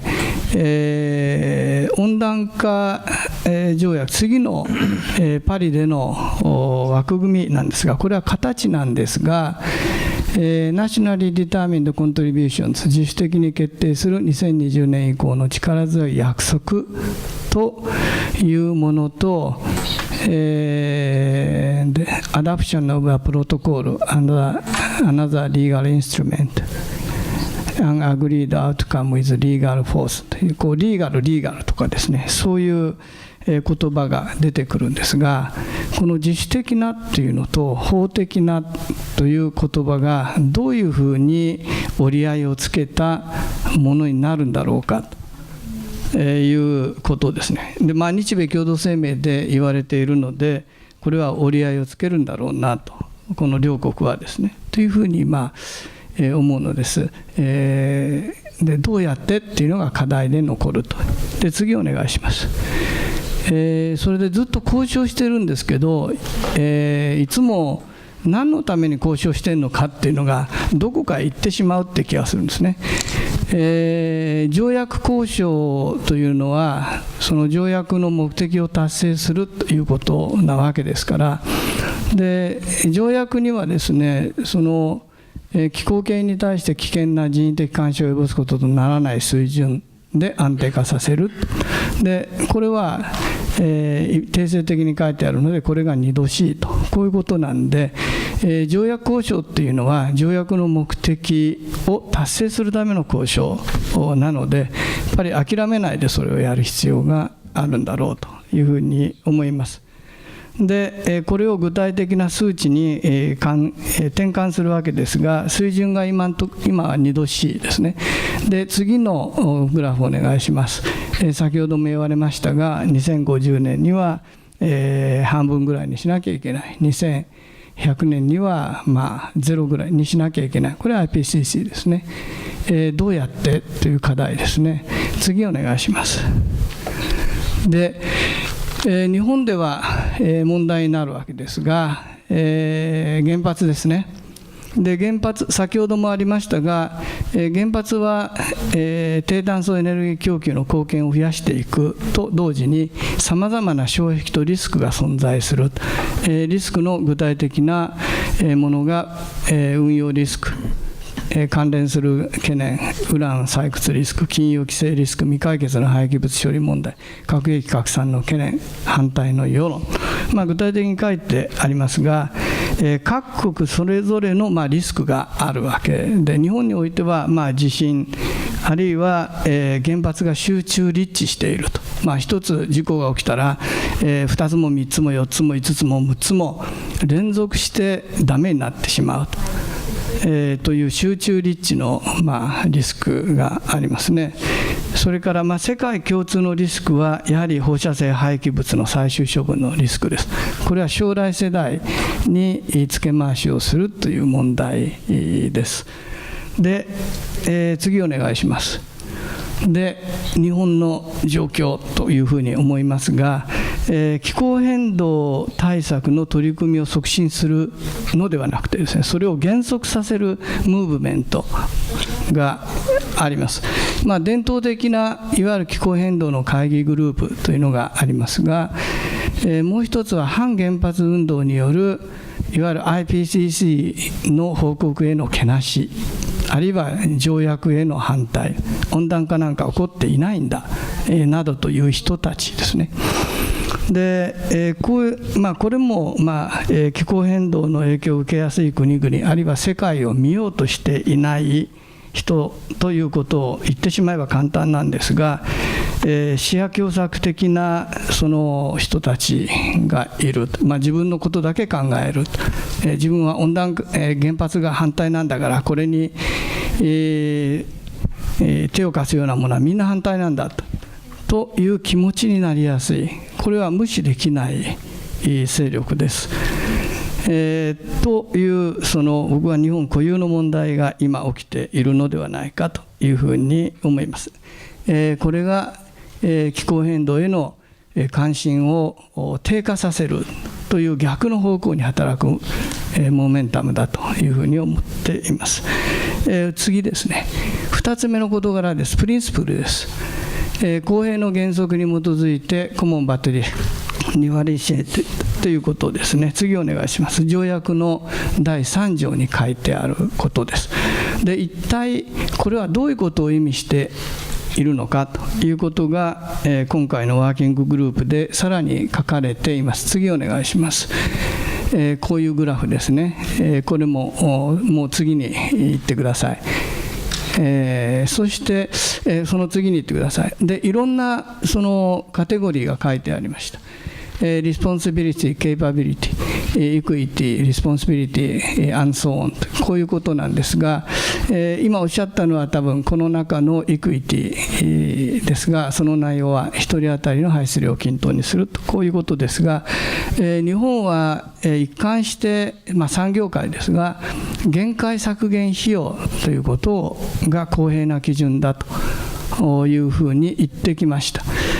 さまざまな公平の基準のと日本が伝統的に主張してきた限界削減費用のが同じということの折り合いをどうつけるかというのは、課題だろうと思います。で、最後です。最後はサステナブルディベロップメントです。今日お話になった事柄は多くはサステナブルディベロップメントのことだろうと思っていますが、1972年のストックホルムの会議以来、この有限な地球の中で無限の経済成長ってできるのかと、こういうテーマなんですが、日本ではこのサステナブルディベロップメントという日本語訳が持続可能な発展、ちょっと訳しやすいですが、憎いですが、漢字がたくさんあってですね、なかなか定着していないですね。で、最後にちょっと書きましたが、今年の11月にですね、ユネスコの ESD の世界会議があります。で、この世界会議とですね、その気候変動であるとか、あるいは原子力の問題もそうですが、これが全く無関係に動いている、国連の会議ではあるのですけれども、今日のお話もありましたが、気候変動も、いろんなリンケージがあって、そのリンケージの中で解決をしていく問題だと、こういうことになる、ですから、ESD のユネスコ会議もせっかく金をかけてやるわけですから、気候変動の問題とも関連をして、やっていただけるとお金が無駄にはならないなというふうに、思います。3点です。はい、ありがとうございました。じゃあ飯田さんの方からお願いできますでしょうか。はい、今日はありがとうございました。グローバルの危機の全体像をプレゼンテーションしていただく中での、もちろん気候変動の問題に加えてその、ピークオイルといった問題という非常に多面的にいろいろ教わりました。で私自身はずっとエネルギーのことをやってきたんですが、歴史的にというかですね、こう大きく振り返ると、もちろんクライメットチェンジは非常に大きな問題ですし、グローバルにもそれは非常に大きな問題として真正面から捉えられていると思います。で同時に石油をやってる人たち、あるいは資源の人たちがまさにピークオイルの問題を言われていて、そういったその資源制約の話も危機として捉えられていますし、でただ今日本の文脈は今日皆さんの質問に全て原子力があるように、やはり福島第一原発311の事故以降、日本のエネルギー政策の、いやおうなくそのエネルギー政策の議論の軸は原子力が一番前面に出てきていて、で気候変動は非常に今相対的には位置づけが低くなり、そのために全くほとんど歯止めのない石炭火力の増設といったですね、電力供給が足りればいいんだと、それだけが先行するような非常にその粗暴な国の政策の議論が一方で行われているという現実があるんですが、それはやはりその311後の今の国の置かれている状況というのは一つの要因としてあるんだろうという、一歩離れてみればですね。で、もう一つキング教もおっしゃいましたけれども、フィードインタリフ、とりわけ太陽光を例に取られて、おっしゃいましたけれども、この10年間、再生可能エネルギー、リニューアブルエナジーが、エネルギー政策の、メインストリームに入ってきて、ある意味グローバルトランジションっていうものが今大きく起きていると。これも非常に、非常に、大きな現実であって、で、とりわけもう日本はまだ若干コストが高い、イギリスも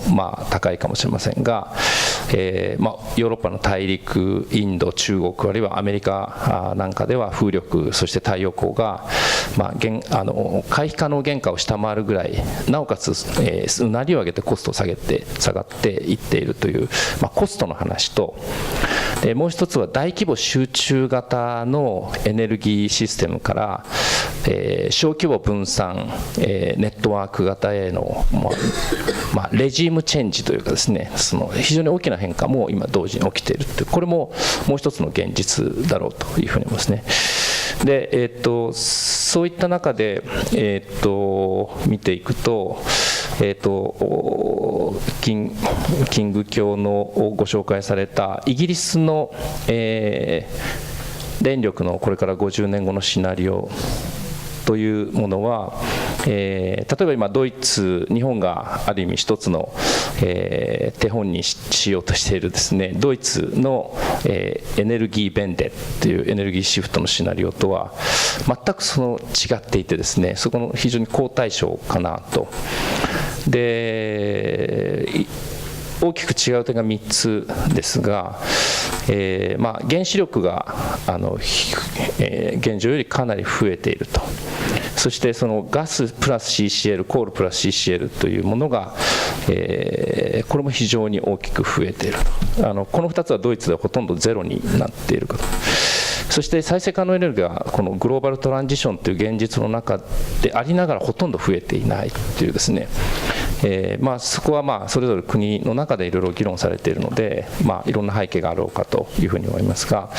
この将来を見ていくときに、先ほど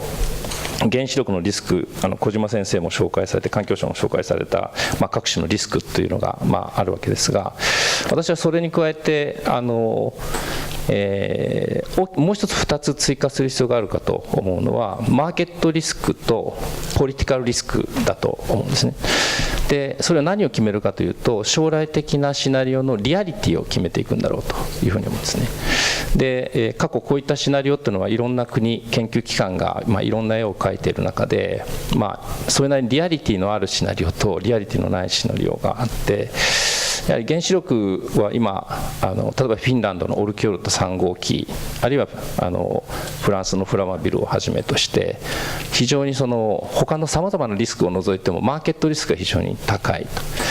と、要は現実化しないっていう中で、CCS も全く一緒だと思いますね。そういうことを織り込んだときに、もちろんいくつかの選択肢、シナリオを描くときにマーケットリスクとポリティカルリスクを織り込んだリアリティというフィルターをかけたときに、いろんなシナリオの選択肢というのはもう少しまた変わってくるんじゃないかというふうに、思いながらちょっと拝見をいたしました。ということで、私はコメントをさせていただきました。はい、ありがとうございました。それではcould you respond to the comments?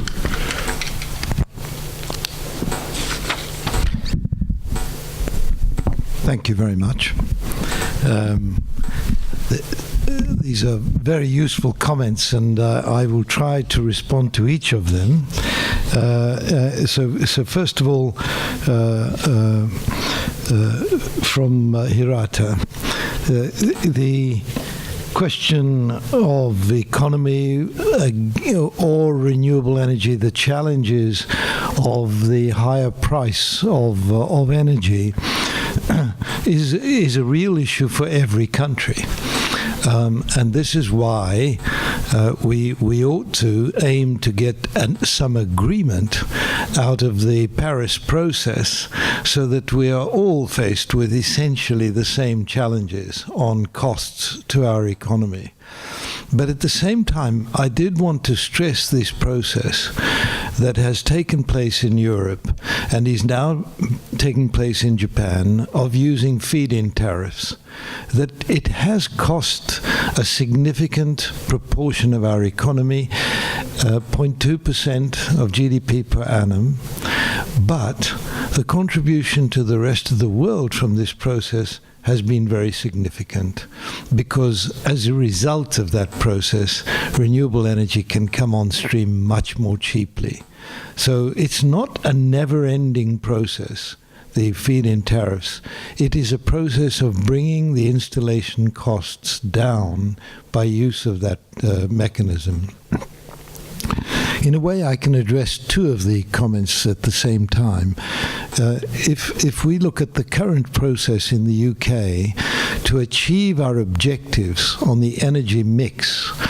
we are creating different market prices for different technologies. And this is done under negotiation between the industry and the government. So, for example, the cost, and I quote from memory, of a megawatt hour of electricity on the grid at the moment in the UK is about £41 per megawatt hour. But the negotiation for the construction of 2 new nuclear power stations, an agreement was reached at £90 per kilowatt hour. And when we look at offshore wind, it's more like £150 per kilowatt hour. Now let me take the last of these, offshore wind. Again, that process, which costs the British consumer money, but it's a process of increasing the volume of offshore wind production, which we believe means that the future cost of installation of offshore wind will be reduced. So as future offshore wind comes on stream, it will come on stream more cheaply. And certainly we're seeing this. In reality, it's something like an 8% drop for every doubling of production of offshore wind. I think we've got to recognize that as we bring new technologies on stream, as we bring them on stream, there's an additional initial cost in that process. But once they have reached equity with the energy market, then that objective is fully achieved. Now, I do want to stress again the point I made about the importance of large-scale energy storage, because as a matter of fact, the position of the energy mix for the United Kingdom by 2050 would be dramatically altered if large-scale energy storage could be brought on stream in a realistic timescale. In other words, we would prefer to go towards increased reliance on renewable energy with large-scale energy storage. The problem is that if you go beyond about 20% of your electricity onto the grid from renewable sources without storage, you're faced with doubling up on energy supply technologies available for those moments when the energy demand is high, when the sun is not shining at night, and when the wind isn't blowing. In the UK, we know that we have, on average in the winter, 2 days when there is no wind across the British Isles. And of course, there are nights when there is no sunshine. So we have to allow for the fact that until we have energy storage reliably coming into the marketplace on scale, we need to rely on other energy sources such as nuclear energy and the use of carbon capture and storage. But I hope I've indicated that is not by choice. That is because we want new technologies through innovation to come on stream into the marketplace. Let me just make a comment about coal-fired plants, so-called clean coal technology. Now I'm saying so-called clean because I'm going to measure the cleanliness of an energy technology by the amount of carbon dioxide it produces. And while these new coal-fired plants being developed in Japan are much more efficient than the old coal-fired plants and are better, so for a country that feels it has no choice, this would be the better way to go forward. But nevertheless, for an advanced country, there's a severe risk of creating large-scale stranded assets when you build an asset which is not going to be fit for the year 2050, when I believe carbon dioxide emitting power stations will have to be shut down worldwide. So I think that we need to be looking at the investment return on these power stations as one part of the decision-making process. Of course, the other is Japan's own commitment in the past to an 80% reduction by 2050. And if Japan is to achieve that, it is difficult to see how it would manage that without a process similar to the one the United Kingdom is going through. And that process is extremely difficult to manage if you're bringing on new coal-fired power stations now. So I just am applying more than a word of caution about so-called clean coal.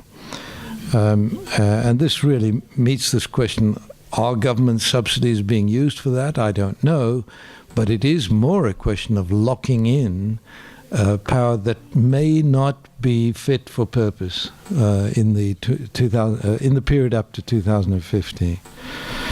Many of you have made very kind comments about Japan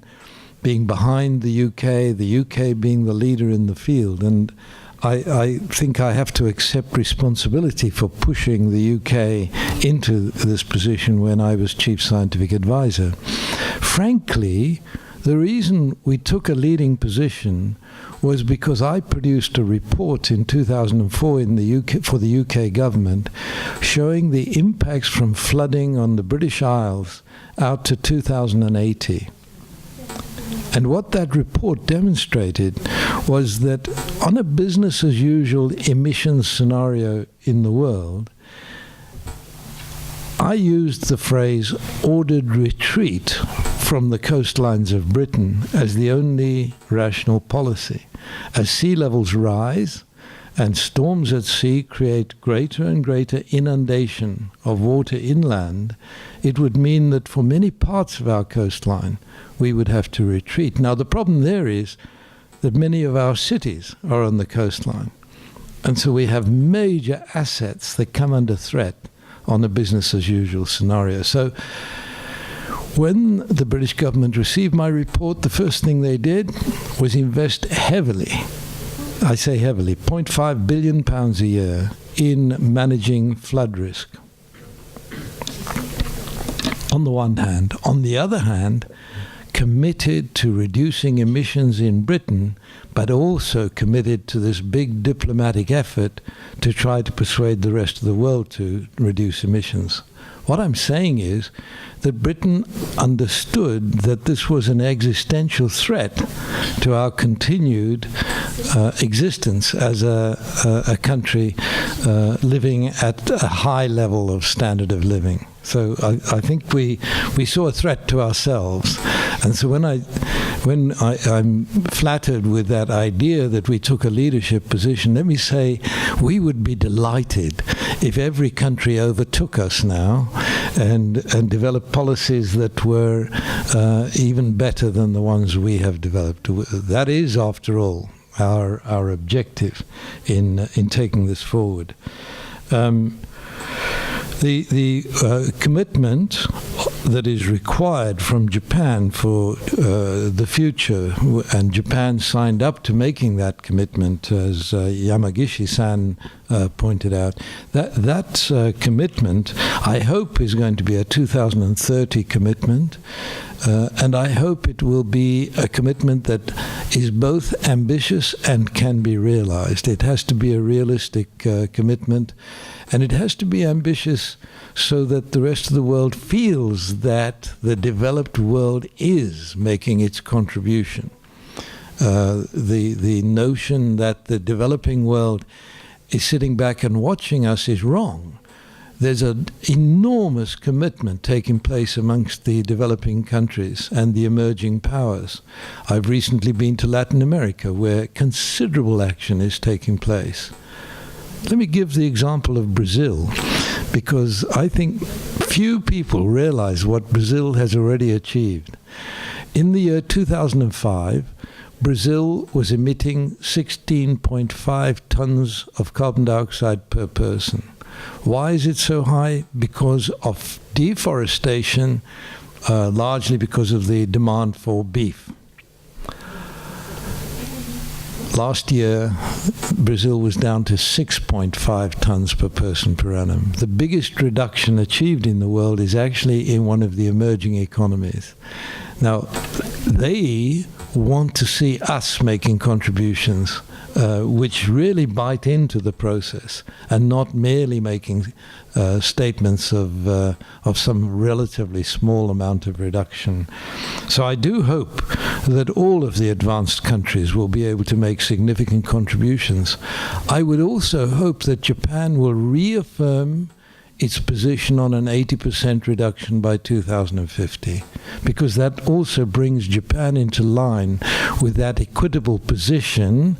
And I'm defining equity here not in terms of integrated intensity back in history, but just in terms of emissions per person in 2050. If Japan goes back to 80% and re-announces that, then you are facing that equitable way forward, which I would applaud. There was a question raised by Koijima-san about the legal nature of the agreement and how does this match up with the joint statement that you mentioned. We all know why Copenhagen did not reach an agreement. As a matter of fact, I wrote 2 opinion editorials before Copenhagen saying it was impossible that an agreement could be reached in Copenhagen. Why? Because Obama would arrive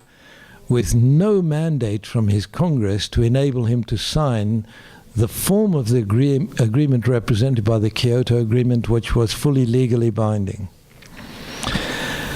President Obama is in no different position in the run-up to Lima and to Paris next year, because his Congress will not give him approval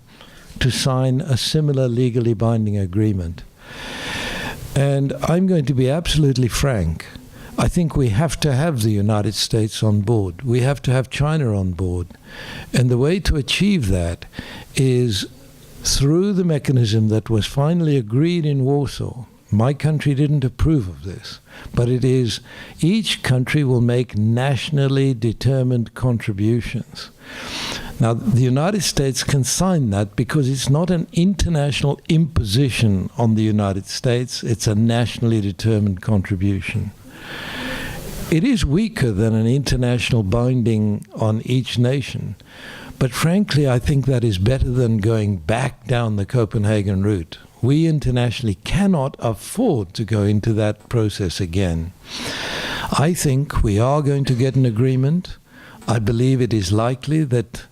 China and the United States will be prepared to sign the agreement. It'll be in a form they can sign.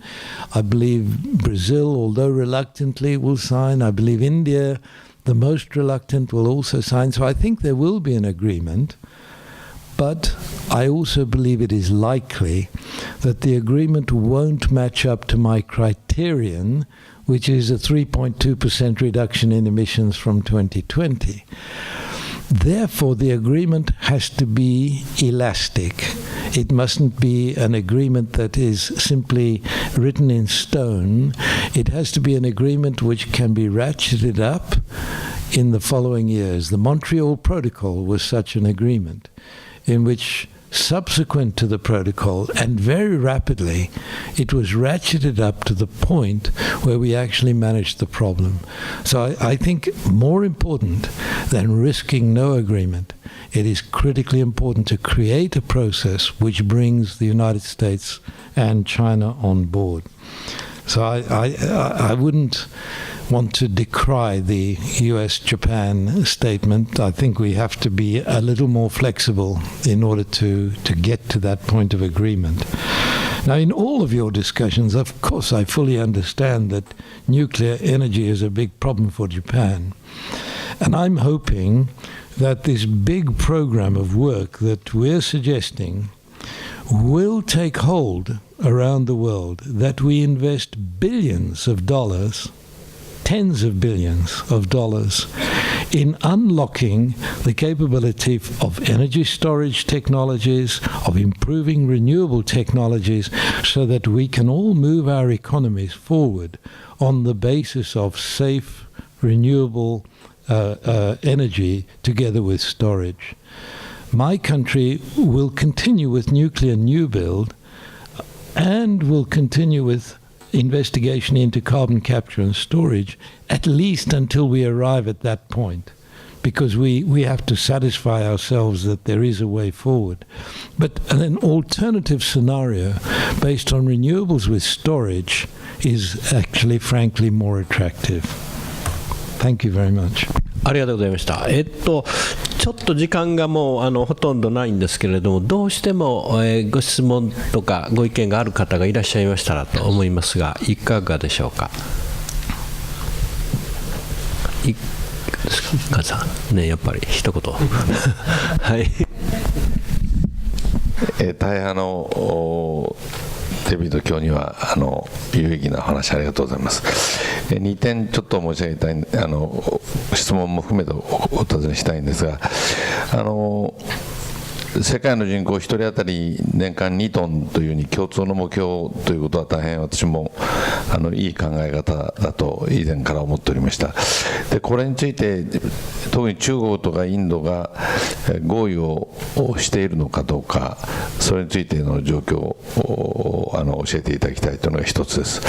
それから今まさに日本では原発の大きな事故のあった中で、地震も多い国ですので、ここにいるかなりの私を含めてかなりの人は原発はなくしていきたいと思っているわけですが、その時の条件として今言われたのはエネルギーの貯蔵がそれには不可欠だというお話で、私も最終的にはそう思います。でその技術はやはり水素を活用した技術が一番可能性があるんではないかと、小さなデンマークの例でしたけども、風力発電で起こした電気で水を電気分解して水素を作って、その水素をタンクから各家庭に送って水素燃料電池で電気を起こし、同時に熱も出ますから、それで給湯にやってるという、小さなプラントを見たことがありますが、それの応用していけば十分に私はやれるんではないかと、そういう点でイギリスが原発を進出するということは、実は多少この日本のメーカーが今イギリスの電力会社を買ったりしている関係で、今日別にその問題を議論しようとは思いませんけども、多少そのややこしい関係にあるということも含めてですね、できればそういう水素による貯蔵というものの私は見通しはあるというふうに見てるんですけども、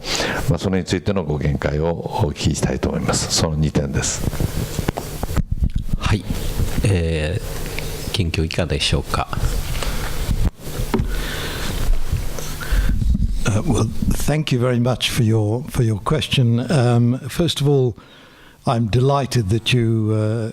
restate your position on the 2 tons per person per annum. That is a very good position to take. Let me tell you that I had a discussion about this with a group of members of parliament from India, and they then invited me to the Indian parliament to talk to them about this proposal, because I think for the Indian government this was a new idea, not just that they should aim to be at 2 tons per person per annum, but that the international community would accept that they would rise above 2 tons before going back down. If I can also tell you that in discussions in India at the highest level, I was assured that if large-scale energy storage technology came on stream, India is most likely to stop mining coal. And that's, I think, very important. The remaining coal fields in India are mostly under the forests of India, and there are tribal people who live in the forests. And it is politically very difficult to allow miners to go into those areas, but of course it's also undesirable from an ecosystem point of view. But there's another argument which applies to China as well. Both India and China are suffering, all of their people are suffering from the high levels of 2.5 particulate matter, carbon 2.5 particulate matter in the atmosphere. So they've got a double reason for reducing their dependence on coal. It's not only to meet the international standards on CO2 emission, but it's also to clean the air. And I know in the case of China this would also benefit you here in Japan, because the wind sometimes brings that particulate matter over in this direction. China is even more serious. I was in China in January last year when the particulate matter level reached a world record high of 900. The World Health Organization recommends 15. And it is extremely unhealthy for people exposed to that level. But that's what the population of China is exposed to. So what we are seeing is a new driver for change in China, which is quite simply the health of the entire population. The Chinese Minister Xian, who is the Minister for the Environment, made it very clear to us when we met him in Warsaw that the commitment of the Chinese Communist Party, represented by the change in their constitution in November 2012, to the scientific principles of development, including the new word eco-civilization, including the phrase circular economy, and including low-carbon economy. The commitment to that in the new Communist Party constitution was binding on the Chinese government. And I believe we therefore have every reason to believe that the Chinese government is serious. This doesn't make it an easy issue for China, because the demands of GDP growth, which are also related to the demands of keeping a stable population, those demands at the moment cannot be met by shutting down the vast number of coal-fired power stations they have. So we are going to see a gradual transition. But I can report that last year the installation of new power in China was 63% renewables and nuclear energy. So China is already acting heavily to include a significant proportion of its energy from non-fossil fuel bases. I don't want to be sounding like a salesperson for the Chinese or the Indian policies, but this is what gives me some optimism as we go forward towards Lima and Paris. I think that the positioning of China today, the opening up of the mines in India, is changing their position, and the understanding of the risks to their own people, not only from 2.5 particulate matter, but also from the impacts of climate change. Let me just quickly say, while London is at risk from flooding because of the Thames flooding and rising sea level, exactly the same applies to Shanghai from the Yangtze River and rising sea levels. And there's a very clear understanding of this, especially within the Ministry of the Environment, but also the Urban Development Program people in China today. So I think we have reason for optimism, I hope that I'm not overreaching myself in making these statements. I hope this is actually realized. Your final question, I think I missed. Was there something I haven't dealt with? 貯蓄、エネルギーの貯蓄の問題、水素によってそれは十分可能ではないかということです。水素の活用によって。Thank you. The new Apollo program that I'm propagating is simply stated to include all renewable energy and the means for getting renewable energy onto the electricity grid as baseload energy. This would include hydrogen. This includes all forms of renewable energy. And I'm very much hoping that Japan will be supporting the British government in pushing for this new international venture into new technologies that can really transform our ability to meet the challenges. はい、まだあると思いますけれども、ちょっと時間がこれで終わらざるを得ませんので、どうもありがとうございました。近況のお話とその後の討議は、大変有益であったというふうに思います。何よりも、もともとそのタイトル自体が気候変動っていうのは気候変動だけではなくて、水や食料、エネルギーの安全保障と相互に結びついた問題なので、その全体を理解することはとても重要ということになり、大変複雑なそれぞれの経路みたいなものがあるということだと思うんですけれども、その全体を、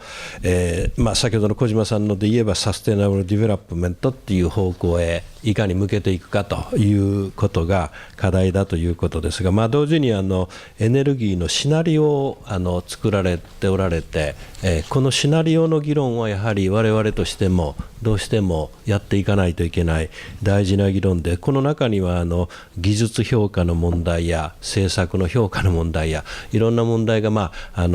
含まれていたというふうに思いますので、大変良い交流の機会だったのではないかというふうに思っております。じゃあ最後に安倍さんの方に一言だけ。はい、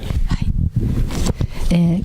日はサー・デイビッド・キング今日にお越しいただきまして本当に充実した時間も15分20分オーバーして申し訳ありませんが貴重な機会をありがとうございました。また引き続いて日本の我々の努力そしてイギリスの先進的な取り組みに大きく期待いたしまして今日を終わらせていただきます。長時間にわたりありがとうございました。終わります。